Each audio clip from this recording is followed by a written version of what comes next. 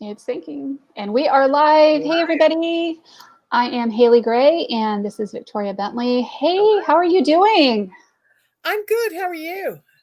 I am doing pretty okay. It has been a very, very tumultuous day in my life, I have to say. Why? We're dealing with my oldest again. So we are dealing with the wonderful craziness that is our mental health system. And people are a little bit crazy at times. So they're talking about discharging her out of the hospital and putting her to go live in an apartment by herself, unsupervised. Mm-mm. What's the matter with these people? I mean, where's their diagnosis? Gotta wonder. Yeah, like, didn't they read the file? Mm-mm. Well, why not? That's what they get paid to They do. listed off the whole list of diagnoses, and then, but we think she'll be fine in an apartment. Really? Based on what? Where are the facts? I mean, this is all pathos. Where's the ethos? Where's the logos? You know what I mean? It's all feeling. Well, It's not are you based on willing to have fact. her burn the apartment down? Yeah, and all the other people who live in the building and their pets. Mm-hmm. I like the I would story, imagine from a liability perspective, it would not be in their best interest. especially when they've been told. Yep, repeatedly now. Mhm, mhm. The spots and the stripes and the Thank colors, you. I like this shirt a lot. It's very comfy. it's very cheerful. I Thank like you. it. Very bright and sunny. And it How was is a you bright and doing? sunny day. It was a beautiful sunny day. It was a gorgeous day. I took to Yeah, I spent Chicken a lot of Nugget time Land. outside. The Chicken Nuggets. Hmm. We have been going to Chick-fil-A very frequently since I had bariatric surgery a year ago. And it's one of the things that my stomach has consistently tolerated. Mhm. And the dog has discovered that they give out dog treats in the um, drive-through lane. So she goes and she wants to ride in the car. She's an elderly lady and she's about 15. And she sticks her little head out the side of the window. And most of the workers know her quite well and they'll walk up and give her a dog treat. Oh, So she has started to expect dog treats when we go through the drive-through for Chick-fil-A. And she expects treats all the time. Not that I she's think spoiled it's or sweet. anything. If I were an old lady, I'd expect treats too. Yeah, right? Hmm. Hmm. Yeah. So we were talking about, Oh boy, have we talked about this a lot too. we have talked about this a lot. And I think that this is something that you can't talk about too much. Mm-mm. And it's our favorite. It's the And, life's too short clients. and it doesn't matter what you do for a living. This applies to all y'all that Yeah. before you take on a client, you want to say to yourself, is this client a life's too short client? And what does that mean? It's like this client is going to be so difficult.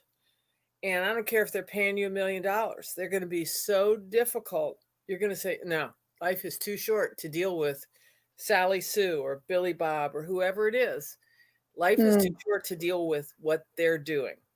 And you need right. to be able to recognize it before you sign a contract with them or before you get into before the foundation is poured or before the architect. Absolutely. Yeah, yeah. And there are some clients that will run you through the merry-go-round. I mean, it is unreal. Absolutely unreal the craziness that they will drive you through.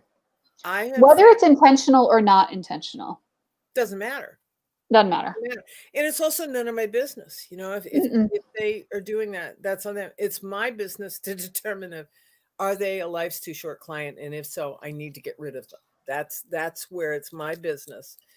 And I wanted to say when I was thinking about this, I'm thinking about a client I had, and obviously we can't name names. But No, unfortunately, sometimes.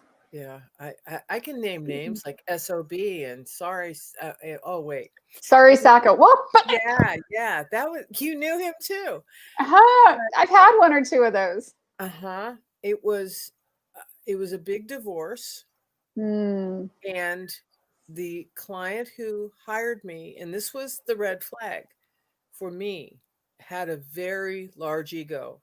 I should have. I am entitled. She should not. I've worked so hard. She raised your 6 kids. She was working plenty hard while you were coming here every day and doing your job. Yeah, but I'm the one with the skills. She just was a mother. Yeah, entitlement. That's like Mm-hmm. egoism and entitlement. Ooh, there's a red flag. And I've also found that the bigger the retainer, you can look Mm. at a case and say, oh, this is going to be 1,000 hours, whatever. And you're going to say, I better get a big retainer. The bigger the retainer, the more that life's too short client feels like he owns you. And then the phone rings at 1 o'clock in the morning. Have you filed this yet? Have you Mm-hmm. called her lawyer yet? Well, are you planning on going into court for an emergency motion in the morning? And it's like, no, because there is no emergency here. The emergency is in your head. But you can't say that to a client because No. you know what I mean? Well, and I've had clients like that, even who were paying, 1,000 or 1,500 a month, which in the digital marketing agency world may sound like a lot, but it's actually pretty minimal for the amount of work involved. And, they expect to be able to call you at 10 o'clock on a Saturday night and have you, jump how high or whatever. And, text you on vacation. And how the heck did you expect to go on vacation? I mean, seriously. Like that movie, What About Bob? Remember the therapist goes on vacation and Bob is played by Bill Murray. And he's so worried that he's not going to have his therapist. He goes on vacation too and Mm. leave them alone. I mean, it's funny, but can you imagine? Oh my gosh. So the I'm entitled and the ego and the big retainer, you're saying, oh, this is going to take 1,000. That's all information that you're talking about someone who's not interested in fair dealing and reasonable business. Mm-hmm. He's interested in a fight, and fights are lengthy and expensive, and fights want gladiators. Fights want, okay. Well, and fights could also be somebody who, in my parlance is, hey, I want to bury my competition. Yes, and that's a fight. And that's a fight, or I don't like this guy down the street. I want to, completely dominate SEO.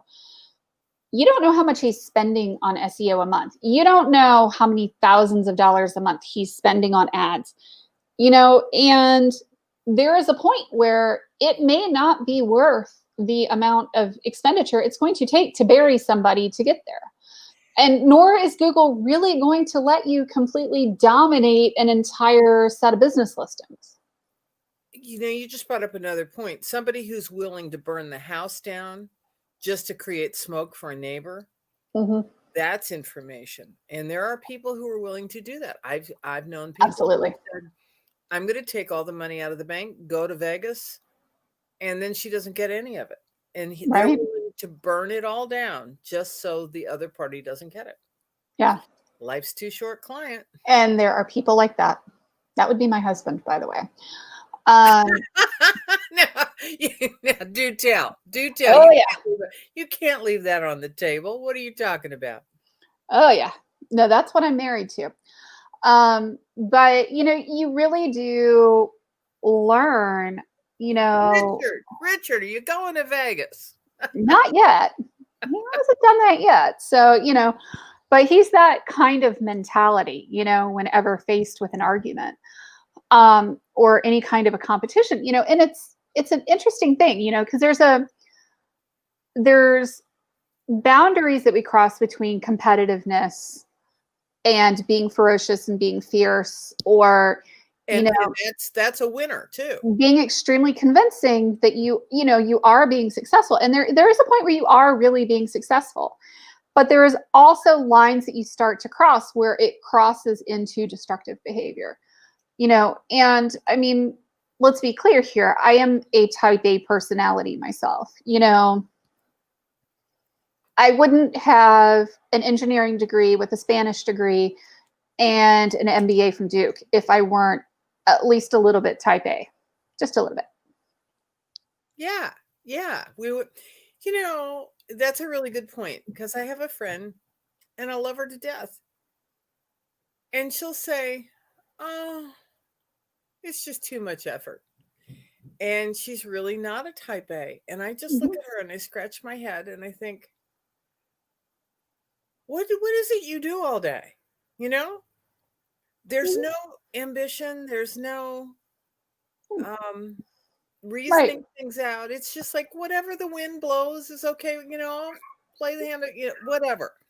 And it's like, go out and make your luck, go out and make it happen. And no, she's just, and that's okay. It's okay. It's just hard for me to, it's like, and it's not who I Yeah. am. No, I get it. But I also learned one of the things that I have learned as I've gone through life is where limits are. You know, One of the best classes I took at Duke was my class with Dr. Ashley Rosette on negotiation. And she is a world famous negotiator. She is one of those people that, companies will bring in to negotiate settlements or, situations where, you're literally dealing with hostage negotiations or high stakes negotiations. And, people are threatening to literally cut each other off at the knees. And what's really fascinating is when I took that negotiation class, I really learned some super valuable lessons that I think were things that you just naturally learned or maybe had already being an attorney, where you understand, where the other party is coming from, what the best alternative is to a negotiated agreement, what the best outcomes are. And I'm sure that you understand things like the prisoner's dilemma. Are you familiar with the concept of the prisoner's dilemma? No, no, no. I was going to say, please tell me and tell the audience. I don't know what that is. So the prisoner's dilemma is where you have two guys and they're each accused of murder. So if neither talks, both go free, right? Or they each get a minimal prison sentence. If one talks and the other one doesn't, then this guy goes free and this guy goes to prison, and vice versa. If this guy talks and this one doesn't, you know what I mean? Where are the Then witnesses? Who are the right. lawyers? So exactly. So it's a theoretical thing. It's called the prisoner's dilemma. Haven't heard of it. But what ends up happening in almost every case in that situation is that they don't arrive at the agreement that neither one of us is going to talk, because that's the best alternative. Neither one of us talks and we both get a minimal prison sentence, because they both go for if I talk, you're going to go for prison. So they each talk and they both go to prison. So they both end up with the worst possible outcome. And that's called the prisoner's dilemma. If you guys look it up online, I'm sure you can find it. We literally spent months at Duke discussing, the prisoner's dilemma and all the different ways that the outcomes there happen. And you learn that is part of negotiation, but it's also part of, determining when you have that like client who's, that nightmare client, what is your best alternative to a negotiated agreement? What are they trying to achieve? What are they not trying to achieve? And when do you have to walk away? And Yeah. it's Yeah, a like that song, know fascinating when to set hold, of, know when to fold. Yeah, Have you read Getting to Yes? I have not. Tell me about it. It's talking about in mediation, negotiation, and Hmm. win-win instead of win-lose, and where you get everybody at the table to agreement. It's really Right. good book. Um, Yeah. if anybody has read it, let me know. I don't think of it as being just a lawyer's book, but I think it's really quite a book on win-win. And Right. a lot of personalities don't like win-win. They want win-lose. Oh, yeah. And the problem is that when you go for win-lose, you almost always, in the case of the prisoner's dilemma, end up in lose-lose. You end up losing some of your own. Whereas if Mhm. you're looking for the highest selves in the room, it can be better. So Right. Well, and even if you're, so when you were looking for a negotiated outcome, there are ways that you can negotiate the outcome that you actually expand the pie. But when you start going for that I win, you lose, you always inevitably shrink the pie. contract the pie. I have never heard of that, but that's a great way of looking at it. Um, we were going to talk about some of the characteristics of the life's too short client. Mm, And I had sent you a graphic that I saw the other day, and you and I were talking it about. was hilarious. Yes, it was. And you know why it's hilarious? You can look and say, "Oh yeah, well that one's Bob. Oh, I know her. That's Sally. Oh yeah, that's Bill. That's you know what I mean? Because you know those people right away." And in that thing that I saw in a magazine, the first one was the person who changes their mind all the time. And if you think about it, let's say they've Or the paid. person who can't make up their mind in the first place. There you go. But then blame you when it doesn't go well because they refuse to take responsibility. But the mind changer burns up their retainer and then has very little to show for it and says, "Well, why did you charge me so much?" Right. And it's an abdication of responsibility. And And I've seen that with people too, because we basically tell people, here's what's included in our services. Here's what's not included in our services. And if you go outside the bounds of this, it's 150 an hour, for the time that we're spending on your case. Oh, well, that's not fair. Well, fair is where you get cotton candy, precisely. right? Right. I want unlimited free marketing services. Doesn't work that Who way. gets that? That's just nuttiness. That's Mhm. that's not realistic. So you think about it. Uh, Sometimes people change their minds a lot because they lack confidence, Mhm. or they're insecure, or they're afraid. Oh my gosh, if I pull the trigger on this, where am I going to live, or what's going to happen to me? And I get Mhm. that. At the same time, adults in the room take responsibility for their decisions. One Mhm. must, and you can't pin that on somebody else. Right. Well, and I saw it when I bought my first house when I was 20. I got married at 19, so my husband and I were kind of babies when we bought our first house. And it was a build. It was a brand new, cute little 2-bedroom townhome. And the real estate agent was boggled at the time because we knew exactly what our budget was. And we knew exactly what features we wanted because we sat down and we had discussed everything in advance and priced it all out down to the penny. So when we signed that original contract, she's like, "Yeah, you have this many days to make these decisions and this many days to make those decisions." And I'm like, "No, we're ready to do it all now." And she's like, "Yeah, here's the flooring That's we want." unusual for 19-year-olds, isn't it? Well, 20, but it was very strange, I think, just in general, because she's like, most people make, 3 or 4 changes. And I'm like, no, we're not making any changes. This is exactly what we're getting. And she was just blown away by the fact that we knew exactly what we wanted, how we wanted it, where we wanted, how we wanted the pickets painted, or Yeah. stained or whatever, and which You want a blue flooring we kitchen, wanted you and want a all of green that. kitchen. Yeah. Well, but that's confidence. You know what you like, you know what you don't like, you know what you want. Right. Well, and that ability to make a decision.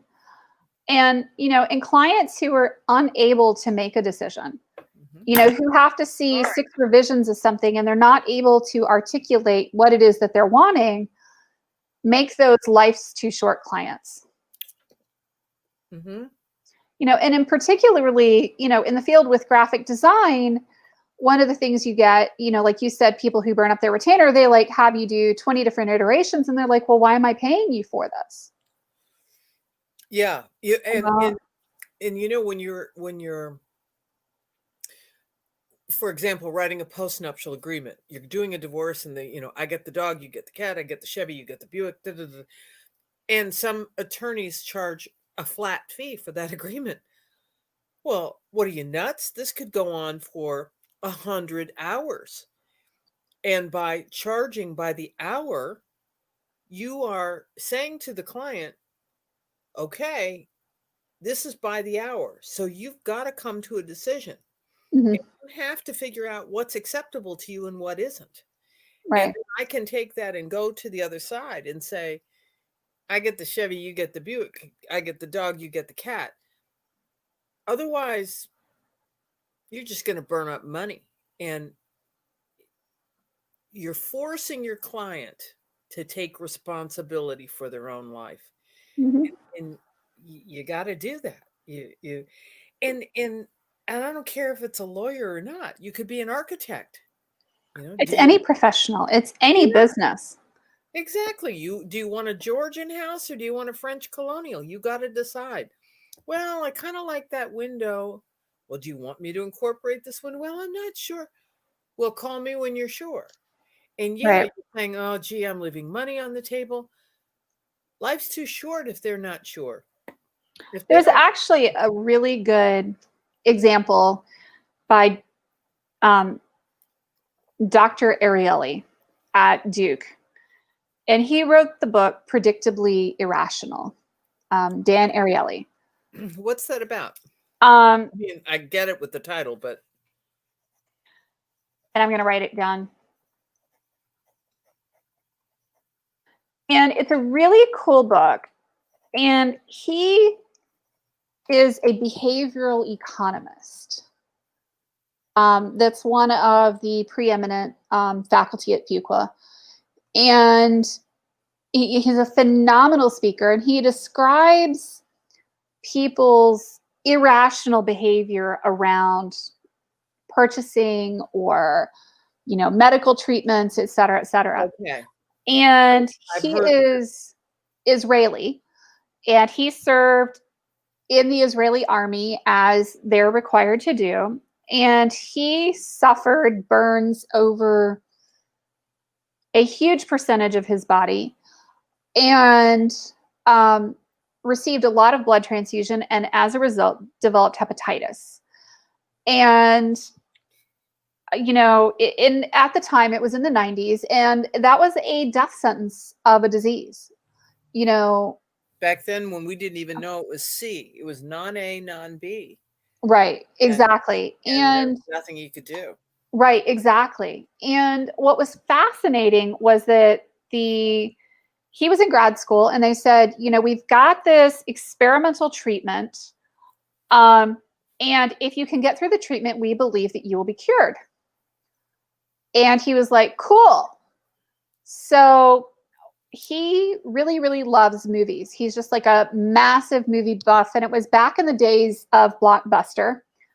And what he would do is every Friday when he had to do his injections, he would go to Blockbuster and choose a big old stack of movies. And he would, um, get everything set up after the end of classes. And he would start the first movie and give himself the first injection and lay back in his recliner or in his hammock and be sick for 48 hours. But to his brain, what it was he was getting to watch movies for 48 hours.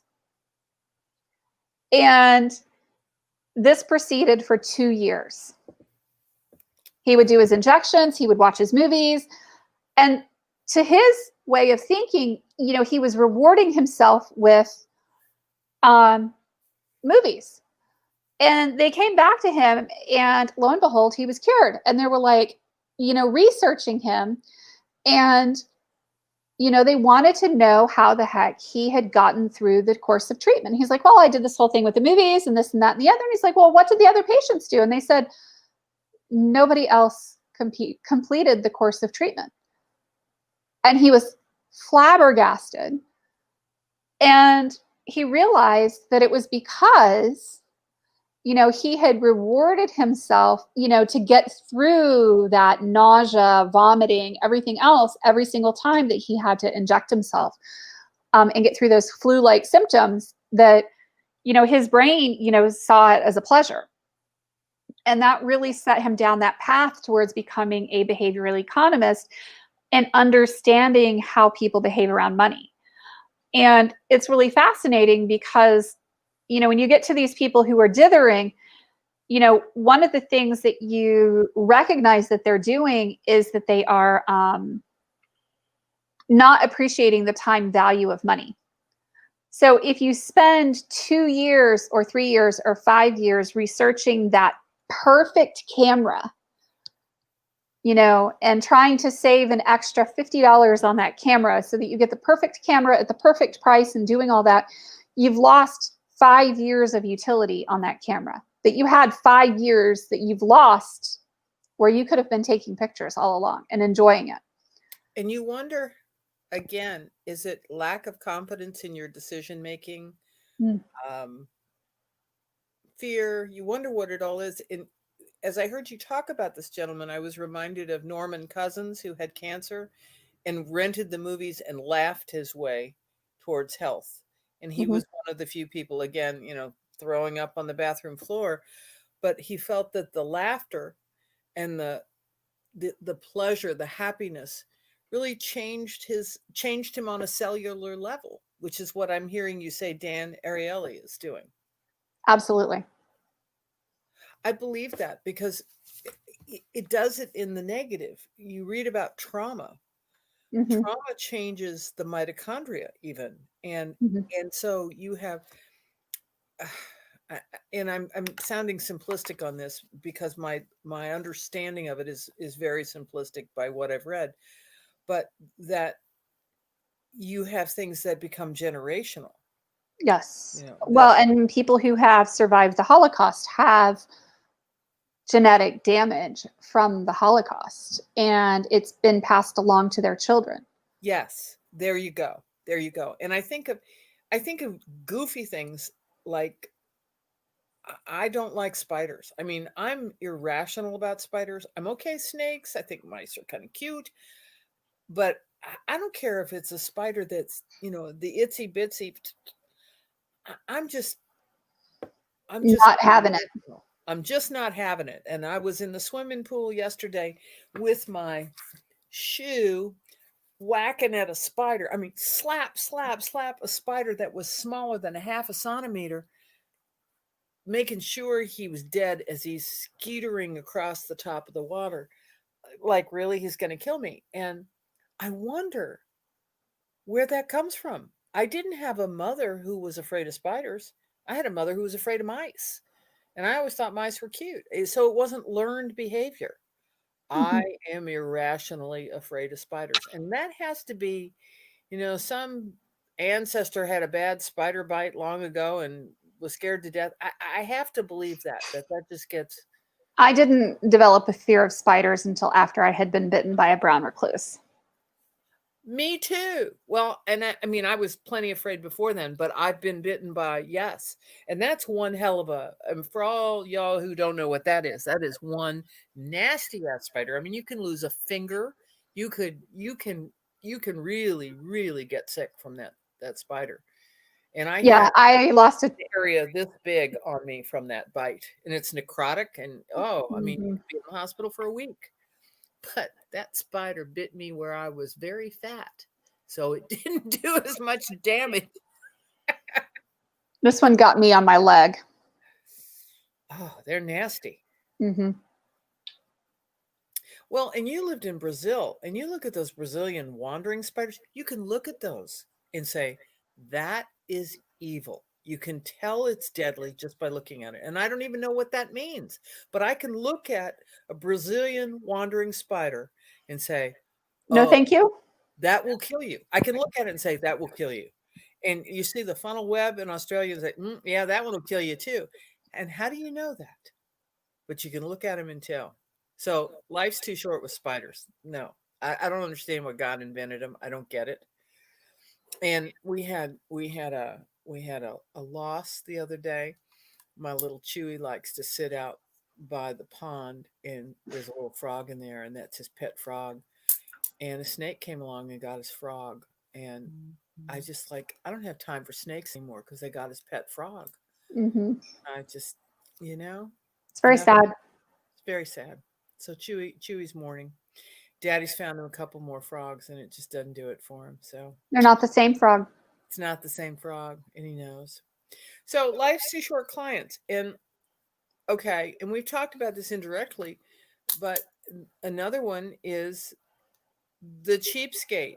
And again, this is this thing that I saw in a magazine, and it was like, yeah, people who are nickel and diming you, and the utility on money and on time. And it's like, They want to nickel and dime you and call you at 11 o'clock at night. that's right. And that's a client to beware of. And I'm not talking about a reasonable client who says, can we discuss the bill? Darn right, we can discuss the bill. This is expensive stuff. And if you've got questions, we should discuss this bill because I want a happy client. And I want my client to go here and say, she was honest or she was fair, or her billing was reasonable. And we talked about it as opposed to, well, she ripped me off. Or, you know what I mean? You want that. Right. Totally. Person who says, well, I don't understand why your time is worth this.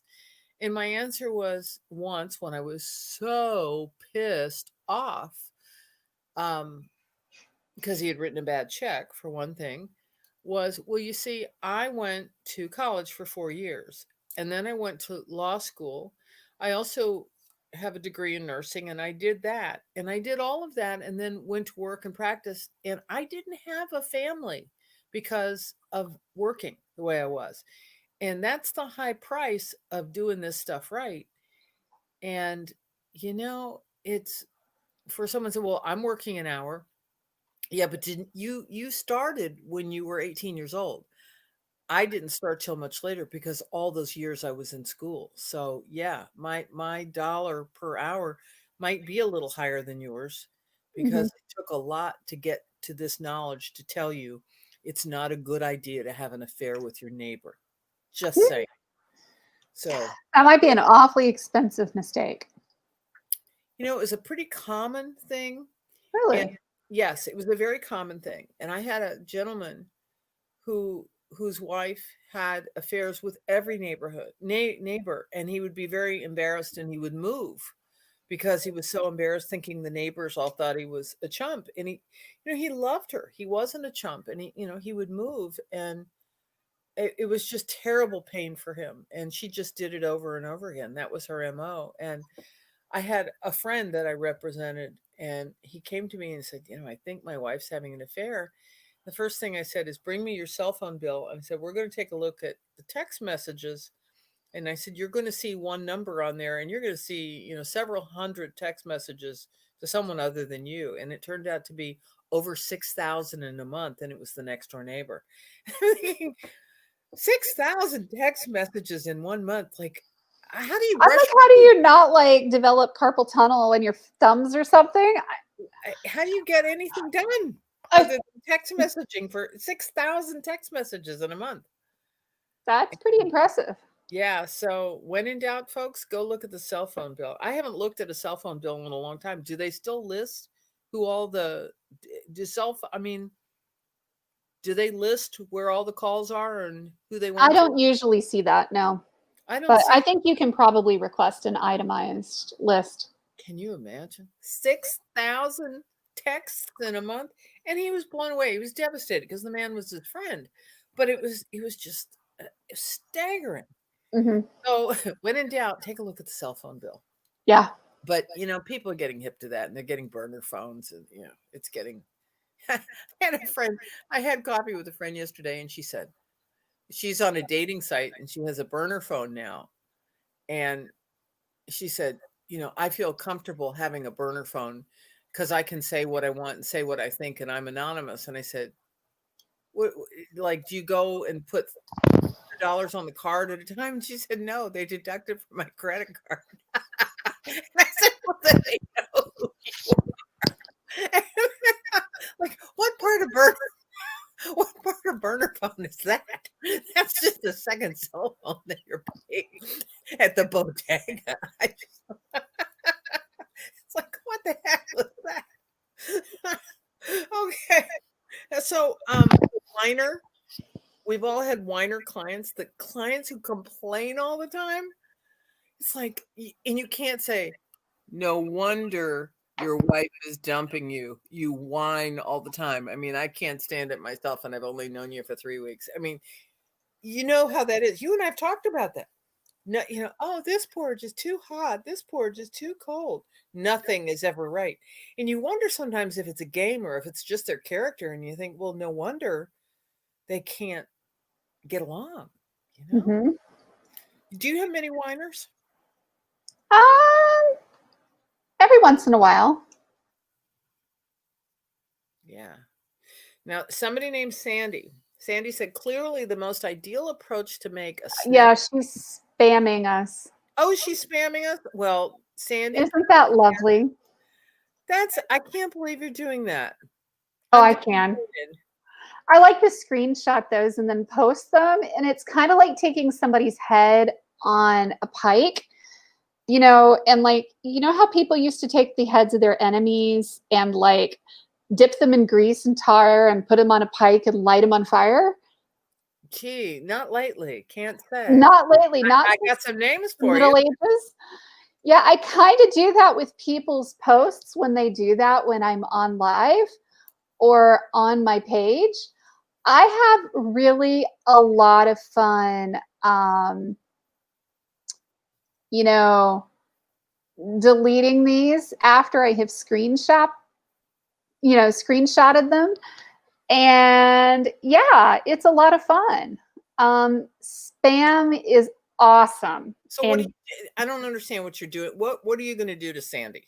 so what we do is we delete and we ban those people who do that. Okay. Done.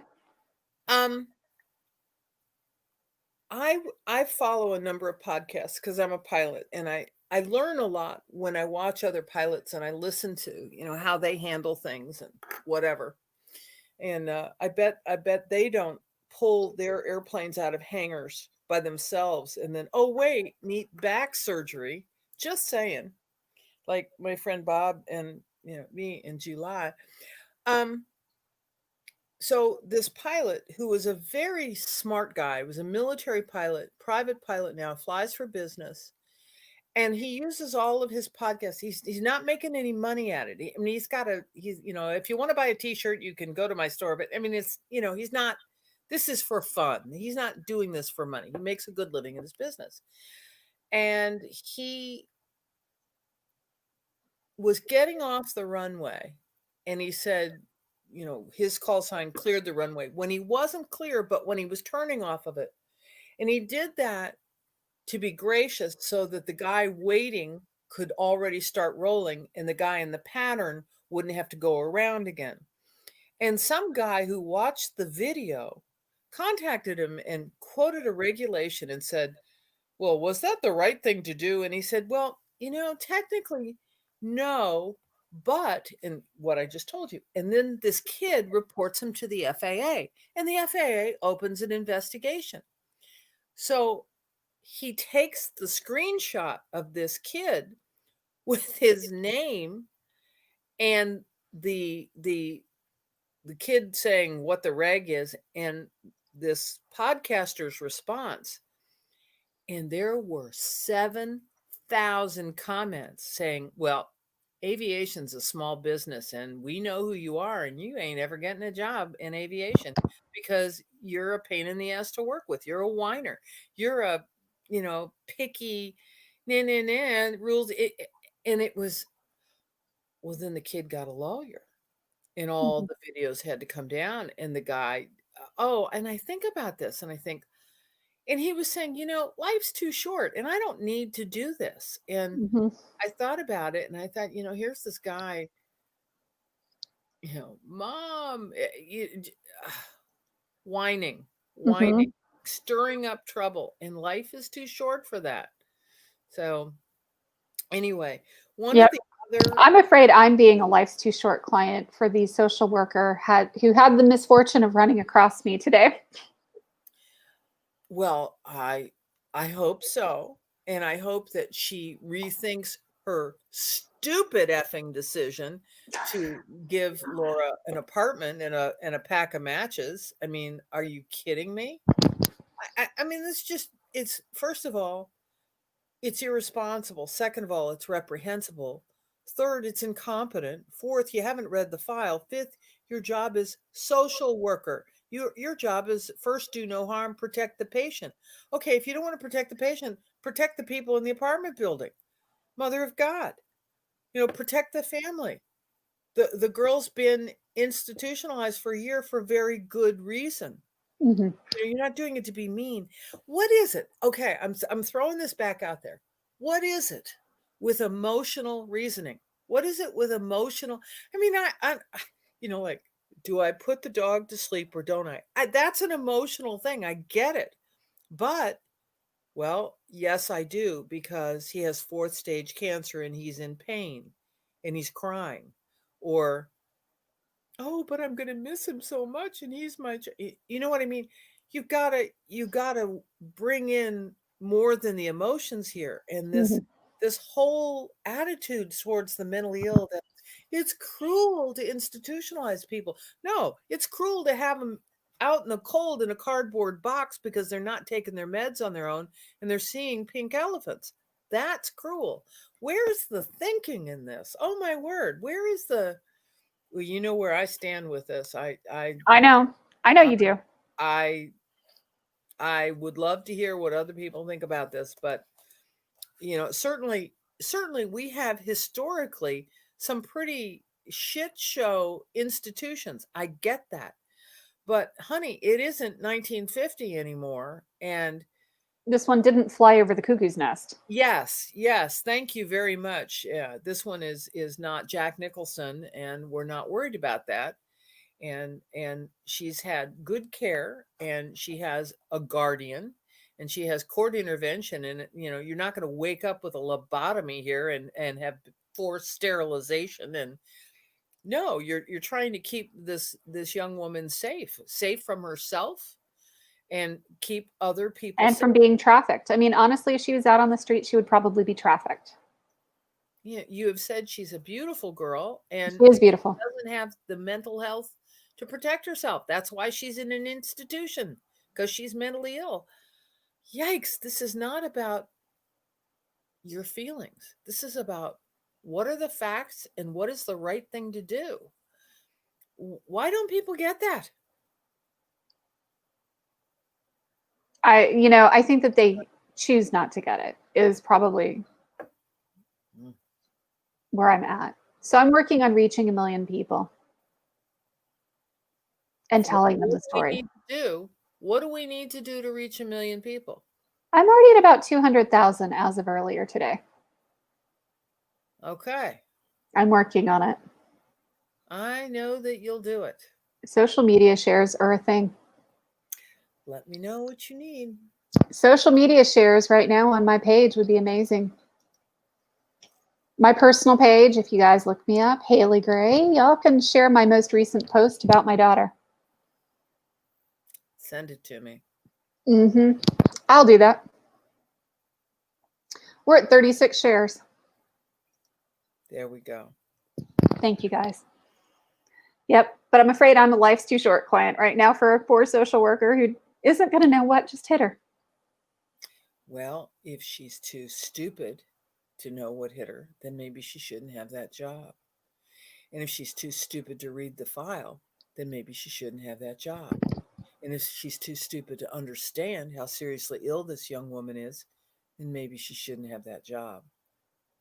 You got to put on your big girl pants to do some of these jobs that require tough decisions, hard decisions. Yeah, this is not an easy one. Just saying. I'm just trying to keep everybody alive. Yeah. Yeah. Yeah. And folks And folks out there that think I'm being melodramatic, literally, when I say that, no, it's literally trying to keep my daughter and the We're rest of the talking life family and alive. death. Yeah. We're talking a life and death kind of decision here. So, yeah.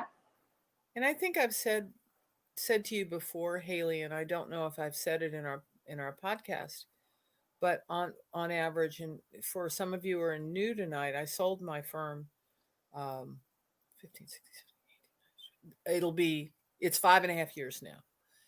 But on average, we had 4 or 5 clients die a year, some to murder and some to suicide. Mm-hmm. This is serious stuff. And emotional responses, when in danger, when in doubt, run in circles, scream and shout. That shit doesn't cut it.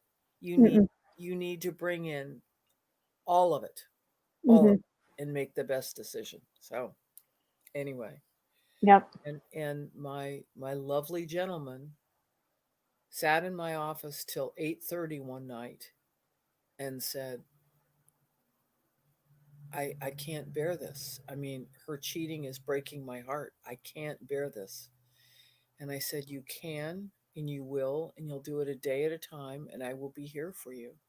And he went home, and she called him and said, you're such a loser. You're such a whatever. And he shot and killed himself. Mm. And I could not save him. And this is serious business. Treat each other well. Yeah. So we talked about the whiner. I never gave, I do now in my business now, but practicing law, I did not give out my cell phone. And no, I bet you didn't. But I had an answering service that would call. They called me 17 times, and I thought I had to call you at 1 a.m. And it's like, no, I just deserve to be called, and I want an answer, and I want to know if you're going to court tomorrow morning, and have you prepared the draft, and are you going in for the emergency, that kind of stuff. So no, you don't give your I should have had a burner phone, right? Like we talked about earlier. Yeah. No, the over texters, and you got to put in your agreement that, because, and you don't think about your time. If you could say, well, I didn't talk to you for 6 minutes. You might not, but if you charge in increments of the hour, like 6-minute increments is 1/10 of an hour.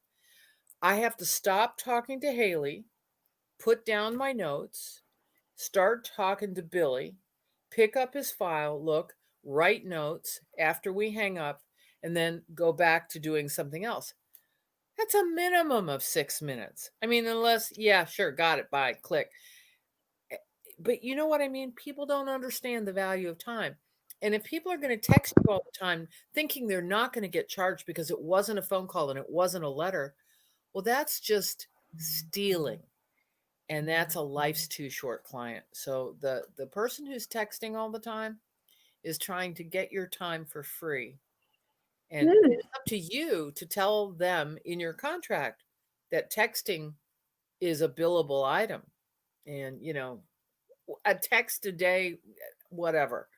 But 10, 20, I don't know. People have to talk about what works for them. I don't know. Right. No, that's an interesting and really good perspective. And I'm not, people don't always say, you know what, I think I'm going to steal from her by just texting her. I think people don't think about it because you look at people, you go into restaurants, all they're doing is they're on their phone. It's a way of life. They don't understand. It might be a way of life, but I have a business to run, and my way of life is getting paid so that I can feed the family and pay the staff, right? And my husband taught me that. My husband, and I think men are often very good about recognizing the value of their time.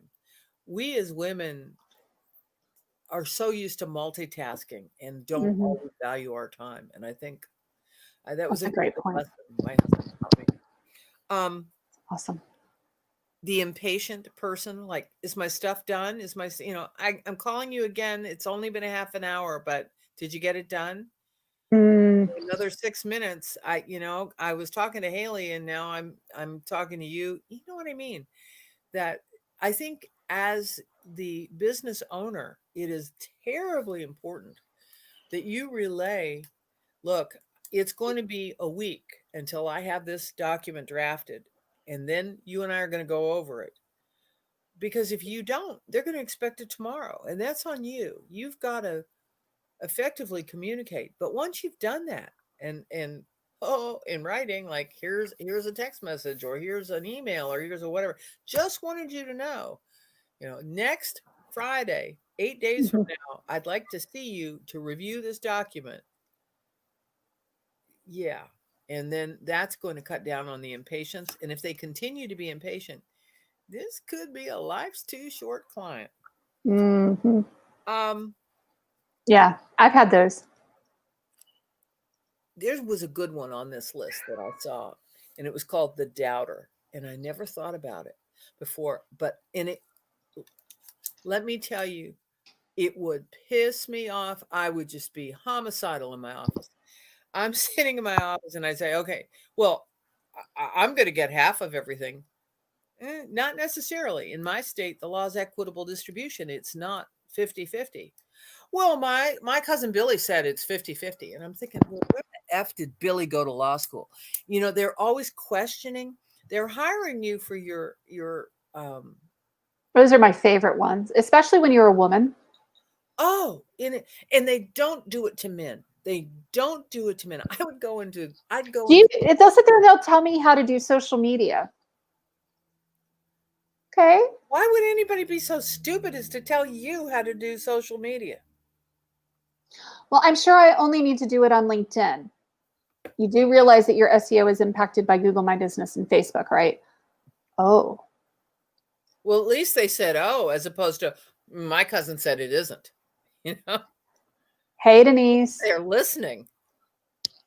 Yeah, no, it's interesting to see. You'll get people who are like, yeah, I'm sure it's this way. I'm like, not recently, that's changed. And here's how it's changed. And it's sometimes such a challenge to get through to people that, yeah, it's changed. And a lot of times it's the men that do it the most. They'll come in like all swagger and confident and they know everything. And yeah, it's interesting having to deal with that. I go back to something you and I talked about before, and I would, hey everybody, the live people. I think about this, and this is kind of apropos of other stuff, but I can remember being a new lawyer, albeit not a 20-something lawyer, but a new lawyer in this, here in this Mm-hmm. town, in this courthouse. And I would go in to the clerk where you file things. And I would be with another male attorney, and they would always say, "Hello, Attorney Jones," and "Hello, Victoria." Mm, And I'm not saying I need to have some title. I don't mean to be no, arrogant like that, but if that you're would going to call him Jones, then you need to call confer me on Bentley. the men. It would be conferred on the men, but not on the women. And I've said this to you before, that I was working as a nurse and going to law school, and the nurses were like, "Well, who do you think you are, getting all educated and smart?" And the doctors would be saying, the male doctors, and back then it was, like 90% male doctors. The male doctors would say, "Good for you for going and getting more education. That's going to be a good degree to have. You can do all kinds of things with it. And you can work in business or you can work in the law." And I thought, wow, here are a bunch of guys, for all you know, I'm going into medical malpractice, which I didn't do. That's not what I'm talking about. But here are a bunch of guys who were pleased that I was doing something to better myself, and the women were annoyed that I would be more educated. And I thought, gee, just because I have another degree doesn't mean I'm now an alien with a second head or a tail. Mm-hmm. And I have never forgotten that the bias and the mean spiritedness it was often from women. And I have one funny story where it wasn't from women, and it's someone that I see at a gala every year that I go to, and he'll say to me, "You look familiar," and I'll say, "Huh." And he introduces himself, and I introduce myself, and he doesn't make the connection.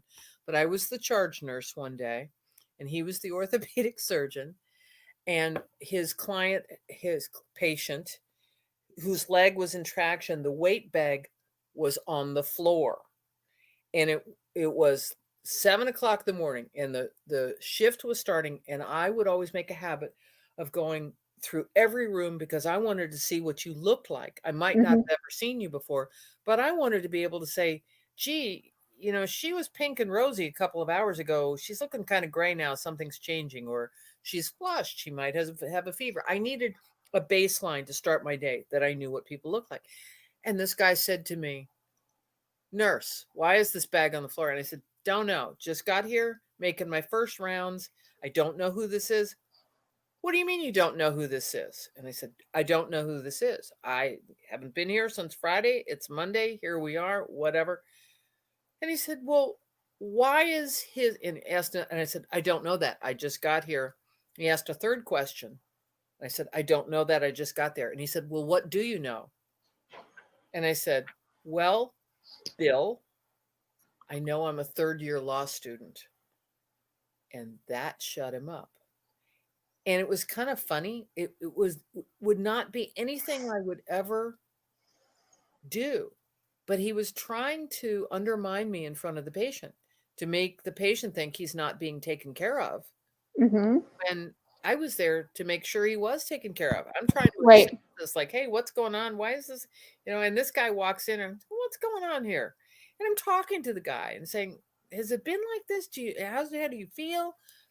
And you just don't know. So there were some life's too short docs that I worked with, life's too short judges, and certainly some life's too short lawyers and clients. But for the most part, it's pretty good. And I like getting out of bed in the morning and doing my thing and being able to see this, Mm-hmm. to be more wary of it so that I don't fall in the hole. Mm-hmm. Totally. Yeah. No, and I mean, I've had some of those too. I mean, recently, and as a woman business owner doing digital marketing, I run up against men all the time. Well, what the heck do you know, like a computer from the back end of a hole in the wall? I don't know. Uh-oh. Let's hear Haley's series of degrees and her experience. Just drop in the 15-second speech, Haley. Computer science degree from NC State, 20 plus years of programming. I did 1 million plus code review for Northrop Grumman and the US Postal Service, doing security code reviews, looking for holes in code. When somebody asks me about, well, what is this with this hack? Well, here's what you've got.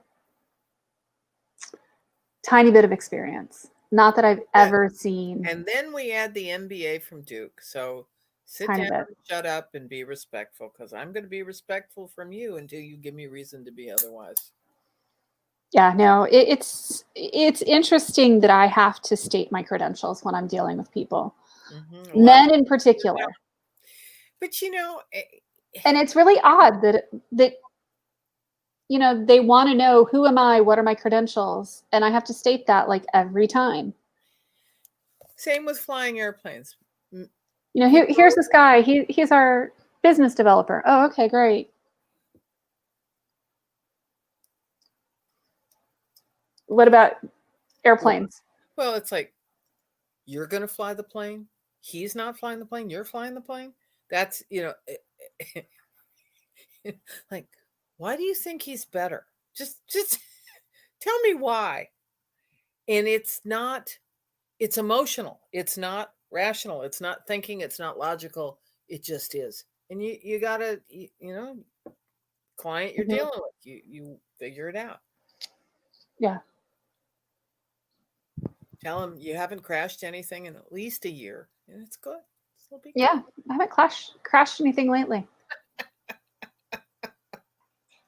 This is fun. Can we do this next Tuesday? Nuts. Let's be back next Tuesday. Let's do it again. Yeah. Let's play. Yeah. This is good. Thank you for joining me. Always. I love it. Always. Let's do it again. We'll see you guys next week. See you, everybody. See ya. Bye-bye.